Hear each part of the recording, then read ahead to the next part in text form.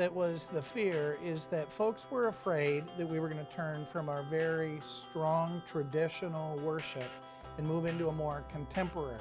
Now, certainly our church does have that space, but we wanted to make sure that whatever was put in here didn't detract from the worship that was happening, but only add to.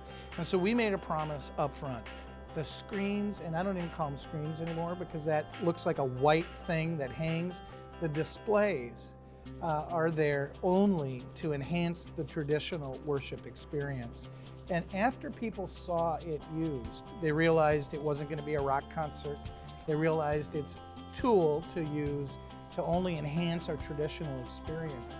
I decided we're going to just use it to zoom in on a baptized baby. And there was a notable gasp. People just, because they could see the baby's face and the baby's expression. They could see the mom and dad kind of beam with joy as the water fell over the child's head. And that's something in a large sanctuary like ours wasn't available to us before. People in the back could feel as if they were surrounded by that font. They could feel the water almost on that baby's head, and it was beautiful. Almost a complete different piece to that would be the Vacation Bible School, where we had 700 people here, and singing was louder than it's ever been because it was up on the screens, and they could look forward as they sang, not down at a book, and they could project stronger sound, and it was just, it blew us out of the water. It was really a great surprise.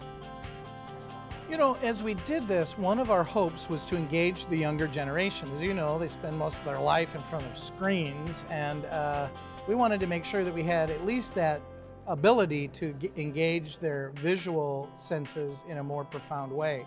And our younger people, of course, really did resonate with that. But what I wasn't prepared for was an 80-plus-year-old woman who came up to me after the service and said, for the first time in 10 years, I've been able to worship.